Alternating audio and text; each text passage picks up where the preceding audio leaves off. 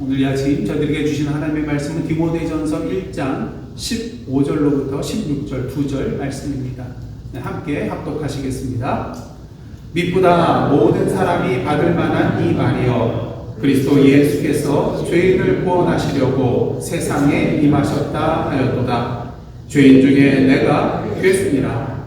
그러나 내가 긍휼을 입은 까닭은 예수 그리스도께서 내게 먼저 일체 오래 참으심을 보이사 후에 주를 믿어 영생 얻는 자들에게 본이 되게 하려 하심이라. 아멘. 이는 하나님의 말씀입니다.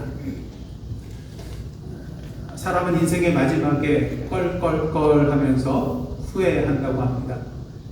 첫째로 즐기면서 살 걸, 그 다음 둘째는 좀 베풀면서 살 걸, 그리고 세 번째는 뭔가요? 좀 참으면서 살 걸. 돌아보면 저와 여러분들의 삶 가운데 어떻습니까? 그때 조금만 더 참을 걸 하고 후회했던 그런 순간들이 참으로 많이 있을 것입니다. 여러분은 몇 번까지 참으실 수 있습니까? 한 번 뭐 참죠. 두 번도 참을 수 있습니다. 하지만 같은 일이 세 번, 네 번 계속해서 반복이 되면 어떻습니까? 처음에는 뭐 그럴 수도 있지, 그렇게 하면서 넘어갑니다. 하지만 같은 일이 계속 반복될수록 마음속에 어떠한 마음이 생겨나요? 이제 더 이상 못 참아. 참을 만큼 참았어. 그리고 나중에 후회하죠. 그때 한 번만 더 참을 걸. 왜 그렇게 나는 쉽게 화를 내지? 보통 우리는 참지 못하는 이유를 우리의 타고난 성격에서 찾을 때가 있습니다. 저는 원래 성격이 급해서요. 원래 참을성이 없었어요. 하지만 성경의 관점은 좀 다릅니다. 갈라디아서 5장을 보시면 오래 참음은 성격이 아니라 성령께서 우리 안에 맺으시는 성령의 열매입니다. 자, 그렇다면 그리스도인으로서 우리는 왜 이렇게 참지 못하고 쉽게 화를 내는 것일까요? 오늘 본문에서 바울은 우리의 시선을 전혀 다른 곳으로 돌립니다. 내가 얼마나 참았는가가 아니라 주님께서 나를 얼마나 오래 참아주셨는가를 우리로 하여금 보게 합니다. 지금까지 우리는 성령의 열매에 대해서 하나씩 살펴보고 있습니다. 근데 그 모든 열매를 보면 하나의 공통점이 있는 것을 보게 되죠. 이 열매는 내가 만들어내는 것이 아니라 하나님께서 먼저 우리에게 베풀어 주신 은혜 가운데서 시작되고 맺어진다는 거예요. 오래 참음도 마찬가지입니다. 바로 오늘 본문 속에서 자신을 어떻게 소개합니까? 나는 죄인 중에 괴수라고 그렇게 소개하고 있어요. 아시다시피 바울은 스데반의 그런 순교 현장에서 돌로 쳐 죽이는데 동조했던 사람입니다. 집집마다 찾아다니면서 예수 믿는 사람들을 끌어내 감옥에 넣었습니다. 더 많은 성도들을 결박하기 위하여 공문서를 가지고 저 멀리 다메섹까지 달려가고 있던 그러한 자였습니다. 그런데 예수께서 이러한 그에게 나타나셔서 그를 돌이키시고 새로운 길로 이끄셨습니다. 물론 사람들은 믿지 못했죠. 바울이 회심한 후에 예루살렘으로 돌아왔을 때 제자들은 그를 믿지 못했습니다. 두려워했습니다. 그가 정말 예수님의 제자가 되었다는 사실 말도 안 되잖아요. 저 사람이 정말 변했다고? 저 사람이 예수님을 만났다고? 우리를 잡아가며 핍박하던 저 사람이 변했다고? 여러분, 사람이 쉽게 변하던가요? 죽어도 안 변합니다. 그러면서 다른 사람이 변하기를 바래요. 자기는 안 변하면서. 여러분, 바울의 과거는요, 사람들이 쉽게 잊을 수 있는 것이 아니었습니다. 근데 예수께서는 이러한 바울에게 찾아오셔서 오히려 그를 이방인의 사도로 세우셨습니다. 바울 자신도 자신과 같은 사람이 긍휼을 입었다는 사실이 너무나도 놀라웠던 것 같아요. 그러니까 오늘 본문에서 뭐라고 고백합니까? 죄인 중에 내가 괴수니라. 그리고 이러한 고백 후에 16절 중반절에서 예수께서 자신에게 베푸신 그 긍휼을 이렇게 표현하고 있습니다. 한번 다 함께 읽겠습니다. 시작. 예수 그리스도께서 내게 먼저 일체 오래 참으심을 보이사. 오래 참으심, 이 단어는 헬라어로 마크로디미아라는 그런 표현을 쓰는데요. 갈라디아서 5장에 나오는 성령의 열매 중에 오래 참음도 바로 이 단어로 쓰이고 있는 것을 보게 됩니다. 자, 그렇다면 예수님께서 바울에게 보여주신 오래 참으심은 어떤 오래 참음이었을까요? 그리고 성령께서는 그 오래 참음을 오늘 우리 안에 어떻게 열매로 맺어가고 계시는 것일까요? 여러분이 잘 아시는 미국의 링컨 대통령, 근데 그가 생전에 썼던 그런 수많은 편지들이 있는데 그 편지들 중에 뜨거운 편지, hot letters라고 이렇게 불리는 것들이 있어요. 대표적인 것이 북군 사령관인 조지 미드 장군에게 썼던 편지입니다. 게티스버그 전투 직후에 북군은 결정적인 그런 승리를 거뒀고 남군은 퇴각하고 있는 그런 상황이었어요. 그래서 링컨은 지금이 남군을 끝까지 추격할 그런 절호의 기회라고 여겼습니다. 그래서 링컨은 미드 장군이 즉시 남군을 쫓아가 추격하기를 원했습니다. 근데 이 미드 장군이 움직이지 않았어요. 그래서 링컨은 어땠을까요? 크게 실망했어요. 그래서 화가 난 마음으로 미드 장군에게 매우 강력한 편지를 막 써내려가기 시작했습니다. 그 편지에는 미드 장군이 나라를 위해 주어진 절호의 기회를 놓쳤다는 그런 안타까움이 담겨져 있었습니다. 그런데 이 링컨이 이 편지를 보냈을까요? 보내지 않았습니다. 자신의 강한 실망과 분노를 이 편지에 쏟아 부어 놓았지만 결국 그 편지에 서명도 하지 않고 보내지도 않았습니다. 잘한 거죠. 이처럼 링컨의 인내는 자신의 뜨거운 감정을 다스릴 수 있는 그러한 인내였습니다. 참으로 우리가 본받아야 할 그러한 모습인 것이죠. 근데 오늘 본문은요, 우리에게 오래 참음의 더 깊은 경지를 보여주고 있습니다. 왜냐하면 주님의 오래 참으심은 단지 참는 것이 아니라 그 상대방 사람을 포기하지 않는 것이기 때문이었습니다. 오늘도 우리가 이 시간 이 자리에 설 수 있는 이유는 무엇입니까? 주님께서 우리를 뭐 하지 않으셨어요? 포기하지 않으셨기 때문인 것입니다. 그런데 우리는 항상 착각해요. 여기까지 내가 신앙생활에 온 것이 내가 하나님을 굳게 잘 붙들었기 때문이라고 생각을 한다는 거예요. 내 힘으로 잘 견디고 버텨왔기 때문이라고 생각한다는 것입니다. 하지만 돌아보면 물론 우리가 버틴 것도 있겠지만 궁극적으로는 누가 붙들어 주신 거예요? 주님께서 나를 붙들어 주신 거예요. 여기까지 올 수 있도록, 끝까지 견딜 수 있도록, 잘 버틸 수 있도록 내가 하나님을 붙들기 이전에 주님께서 나를 먼저 붙들어 주시고 여기까지 오게 하셨다는 것입니다. 내가 하나님을 등지고 살았던 그 시간에도 하나님은 나를 버리시지 않으셨습니다. 오래 참고 기다려 주셨던 것이죠. 여러분, 지금까지 살아오시면서 저 사람만큼은 내가 더 이상 못 참아주겠다 싶은 그러한 사람이 있을 것입니다. 없으세요? 저 사람은 정말 보지 않았으면 좋겠다 하는 아마 그러한 사람이 분명히 있을 것입니다. 그런데 하나님 앞에서 바로 우리 자신이 그러한 사람이었다는 것이죠. 그럼에도 불구하고 주님은 우리를 포기하지 않으셨습니다.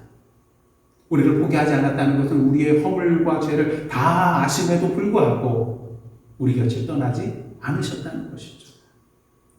우리에 대해서 실망하고 포기할 만한 이유가 차고 넘침에도 불구하고 우리에게 등을 돌리지 않으셨다는 것입니다. 왜? 그만큼 우리를 사랑하시니까요.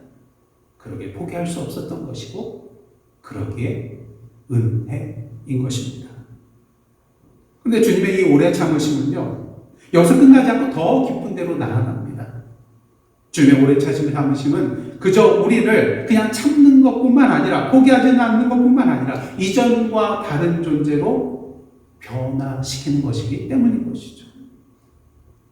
예수님은 바울을 그냥 단순히 참아주신 것만이 아니었습니다. 변화시켜 주셨어요. 핍박자에서 사명자, 사도 변화시켜 주셨습니다. 16절 중반절을 보시면 그냥 오래 참으심이라고 하고 있지 않습니다. 뭐라고 하고 있어요? 예수 그리스도께서 내게 먼저 일체 오래 참으심을 보이사. 일체 오래 참으심이 뭘까? 조금 이해하기가 어렵습니다. 여기서 일체라는 말은요, 모든, 온전한 이러한 의미를 가지고 있습니다. 그러니까 그냥 한 번 참은 것, 조금 참은 것이 아니라 몇 번 참다가 그만두는 것이 아니라 이 바울과도 같은 사람을 품으실 만큼, 이 바울 같은 사람을 기다려 주실 만큼 그 주님의 오래 참으심은 크고 깊은 것이었다는 것입니다.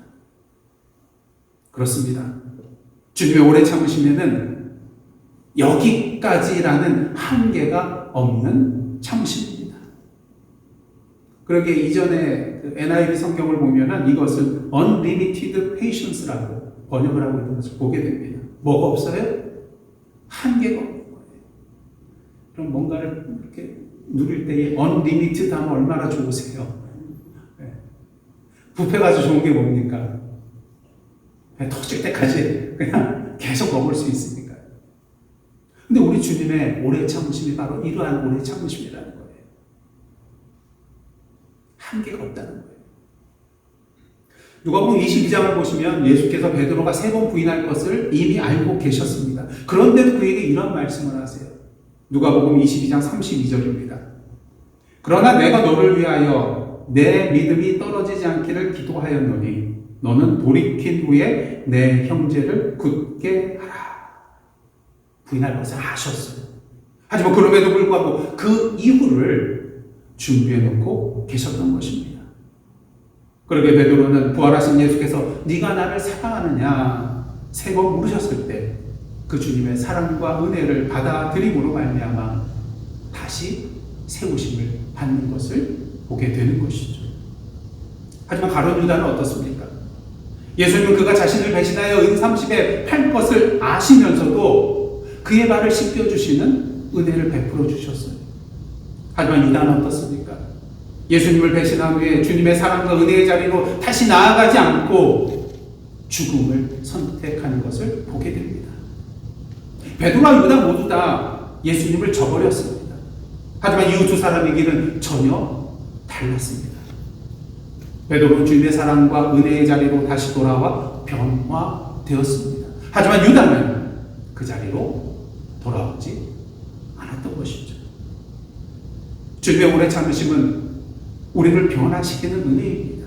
우리가 그 은혜를 받아들이고 주님께 돌아올 때에 우리는 이전과 다른 사람으로 변화되게 되는 것을 보게 됩니다.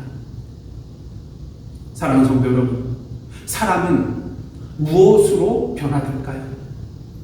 여러 가지 많은 요소가 있겠지만 가장 대표적인 것은 무엇보다도 오래 참고 기다려주는 사랑이라고 할 수가 있겠습니다. 나의 실수, 교만함, 실패를 다 알면서도 여전히 그러한 나를 참아주고 품어줄 때 우리 마음에 자꾸 쌓아놓았던 그 마음의 벽들이 하나씩 허물어지기 시작합니다. 그리고 그동안 내가 옳다고 굳게 믿고 붙잡고 있었던 그 모든 것들을 하나씩 내려놓고 그 주님의 오래 참음의 사랑 앞에 무릎을 꿇게 되는 것입니다. 그러기에 바울은 예수께서 자신에게 보여주신 그 일체 오래 참으심을 말하고 있는 것입니다. 자신을 향한 그 주님의 한없는 사랑과 은혜를, 온전한 사랑과 은혜를 고백하고 있는 것입니다. 혹시 아직도 내려놓지 못한 것들이 있으십니까? 아직도 여전히 내가 옳다고 굳게 믿고 붙들고 내려놓지 못하는 것들이 있습니까? 주님의 오래 참으심 앞에 나오셔서 그 모든 것들을 내려놓으시기를 원합니다. 주님은 우리의 잘못을 정죄하고 심판하기 위하여 오신 분이 아니십니다. 오늘 우리가 다시 돌아오기를 기다리고 계신 분이 바로 우리 주님이십니다. 그 오래 참으심의 사랑 앞에 우리의 마음을 내려놓을 때에 주님께서는 우리를 이전과는 전혀 다른 사람으로 변화시켜 주실 것입니다. 자, 그렇다면 주님의 이 오래 참으심으로 변화된 사람은 어떻게 살아가게 될까요? 다시 한번 16절 말씀 함께 보시겠습니다. 다 함께 읽겠습니다. 그러나 내가 긍휼을 입은 까닭은 예수 그리스도께서 내게 먼저 일체 오래 참으심을 보이사 후에 주를 믿어 영생 얻는 자들에게 본이 되게 하려 하심이라. 바울은 자신이 긍휼을 입은 까닭이 있다고, 이유가 있다고, 목적이 있다고 말하고 있습니다. 예수께서 바울을 일체 오래 참으심을 그에게 베풀어 주신 것은 바울 한 사람만을 위한 일이 아니었다는 거예요. 그 까닭은 무엇입니까? 후에 주를 믿어 영생을 얻을 사람들에게 본이 되게 하려 하심이라는 거예요. 여기서 본이라는 단어는 헬라어로 히포티포시스라는 그런 단어를 쓰는데요. 본보기, 또 하나의 표본이라는 그런 뜻을 가지고 있습니다. 그러니까 바울의 삶 자체가 예수님의 오래 참으심을 보여주는 확실한 증거가 된다는 거예요. 저 바울과 같은 사람도 주님께서 오래 참아주셨다면, 죄인의 괴수 중에 괴수라고 불릴 수 있는 저 바울도 구원받았다면, 그렇습니다. 앞으로 주님을 믿게 될 그 사람들이 바울의 삶을 보면서 그 마음속에 소망을 품을 수 있게 되었을 것입니다.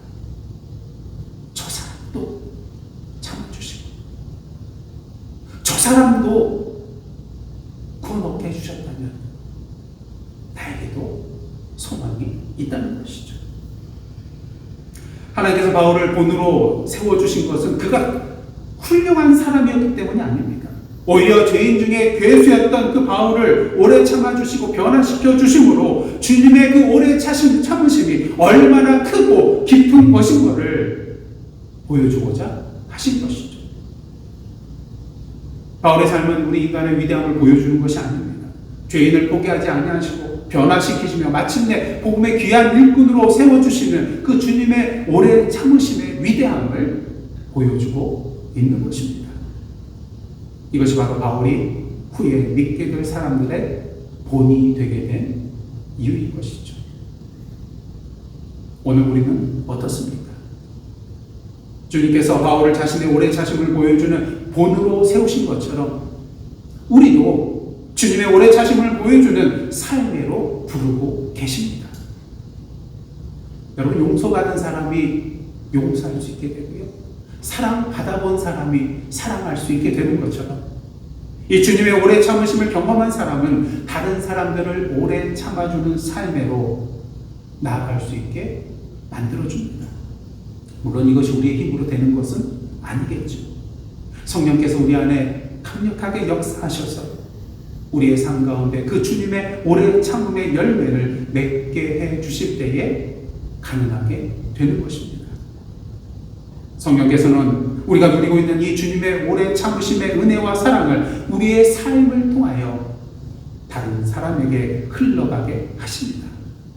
가정에서, 교회에서, 그리고 여러분의 삶의 터전에서요. 우리가 살아가면서 이제는 정말 못 참겠다 하는 그러한 순간이 다가올 수 있습니다. 우리는 바로 그때가 성령께서 우리 안에서 오래 참음의 열매를 맺어 가시고자 하는 시간임을 알아야만 하는 것입니다.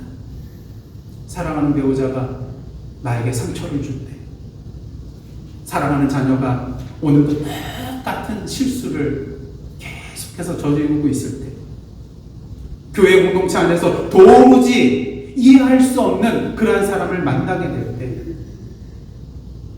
마음속에 화가 치밀어 오르고 내 기준으로 그 사람을 판단하고 정죄하며 그 사람에 대하여 내 마음을 굳게 닫아버리고 맙니다.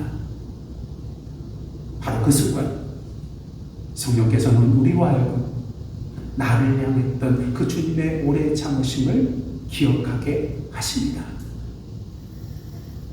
주님께서 나를 얼마나 오래 참아 주셨는가. 그 은혜와 사랑을 기억할 때 우리의 힘과 능력과 의지만으로는 할 수 없지만 성령의 인도하심 가운데 우리는 그 주님의 오래 참으심을 힘입어 한 번 더 참고 한 번 더 기다려주고 한 번 더 품어줄 수 있게 됩니다. 그리고 오히려 한 걸음 더 나아가 먼저 손을 내밀고 대화의 문을 열어 나갈 수 있게 되는 것입니다. 그때 주님께 받은 그 주님의 오래 참으심이 우리의 삶을 통하여 다른 사람에게 흘러가기 시작합니다. 그리고 우리 안에 맺힌 그 오래 참음의 열매는 다른 사람들에게 주님의 오래 참으심을 보여주는 또 하나의 본과 증거가 되게 되는 것이죠. 17세기에 영국에 한 사람이 있었습니다. 그는 냄비와 솥을 수리하는 땜장이로 살던 사람이에요. 마을을 다니면서 사람들의 낡은 살림살이를 고쳐주며 평범하게, 아니 초라한 삶을 살아가던 그러한 사람이었습니다. 젊은 시절 그는 그 입술에는 욕설과 저주가 입에 붙어 있었고요. 물론 크리스찬이었지만 주일이 되면 예배보다 놀이와 오락을 더 즐기는 그런 사람이었습니다. 그러던 어느 날 하나님의 말씀 앞에서 자신의 큰 죄를 깨닫게 됩니다. 그때부터 그 마음속에는 한 가지 질문이 떠나지 않아요. 그 질문이 뭐였습니까?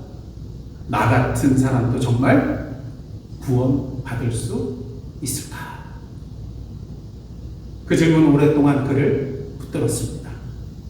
구원의 확신을 얻지 못한 채 의심과 두려움 속에서 날마다 씨름했습니다.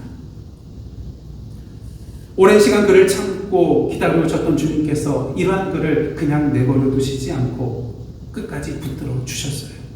그래서 마침내 그는 예수 그리스도의 은혜 안에서 참된 평안을 발견하게 되었습니다. 그리고 훗날 이 땜장이가 설교자가 되었어요. 그런데 설교를 중단하라는 요구를 거부했다는 이유로 감옥에 갇히는 일이 생깁니다. 그에게는 사랑하는 아내와 여러 자녀들이 있었는데 그 자녀들 중에는 앞을 못 보는 그런 딸이 하나 있었어요. 감옥에 갇힌 그는 가족과 헤어져 있어야 한다는 고통을 마치 뼈에서 살을 뜯어내는 것 같은 그런 고통이었다고 말을 했습니다. 특별히 앞을 보지 못하는 딸아이를 생각할 때에 그의 마음은 산산이 부서져 나갔습니다. 그럼에도 그는 설교를 그만두겠다고 약속하지 않았습니다. 그래서 결국 그의 감옥 생활은 12년 동안 이어지게 되었습니다. 그 긴 감옥의 시간 속에서 그는 자신의 영적인 자서전인 책을 하나 쓰는데요. 그 제목이 죄인의 괴수에게 넘치는 은혜. Grace Abounding to the Chief of Sinners라는 그런 책을 저술하게 됩니다. 한때 나 같은 사람도 정말 구원받을 수 있을까 두려워하며 씨름했던 이 사람이 이제는 죄인의 괴수에게도 넘치도록 부어주시는 하나님의 은혜를 말하고 있는 것입니다. 그 책 제목에서 죄인 중에 내가 괴수니라 고백한 바울의 고백이 그대로 담겨 있습니다. 그 이유는 무엇일까요? 이 바울의 고백 속에 누구의 모습을 봤기 때문일까요? 자기 모습을 봤기 때문일 거예요. 그리고 날 그는 또 한 권의 책을 남겼는데요. 수백 년이 지난 오늘까지도 수많은 사람들에게 소망을 전하고 있는 책. 무슨 책입니까? 바로 철로 역정입니다. 이 사람이 바로 여러분이 잘 아시는 존 버년입니다. 우리는 그 이야기를 통하여 바울에게 베푸신 그 주님의 오래 참으심이 바울 한 사람에게서 끝난 것이 아님을 분명히 보게 됩니다. 수백 년이 지난 존 버년에게 그 사랑이 흘러넘쳤고 오늘 이 시간 우리에게까지 흘러오고 있음을 분명히 보고 있는 것이죠. 오늘도 주님께서는 우리를 포기하지 않으십니다. 그 오래 참으심이 우리를 변화시키고요.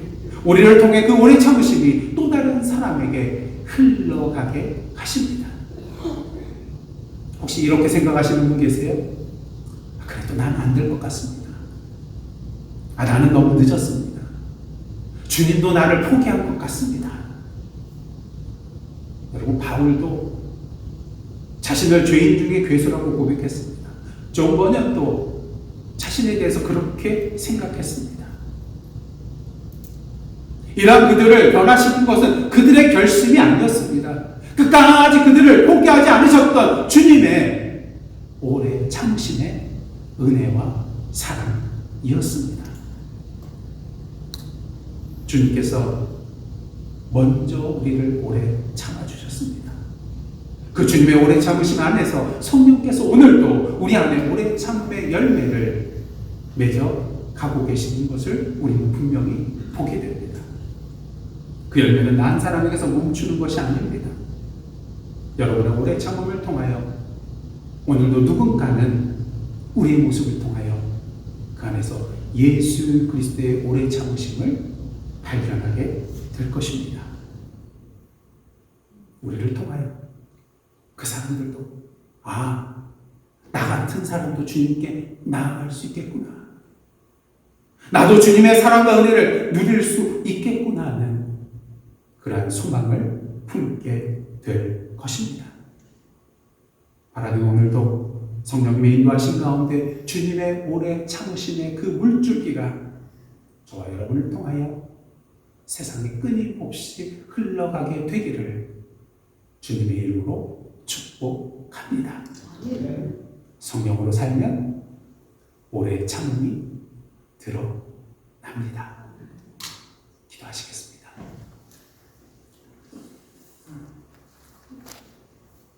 사랑의 하나님, 우리를 포기하지 않으시고 오래 참고 기다려주신 은혜에 감사드립니다.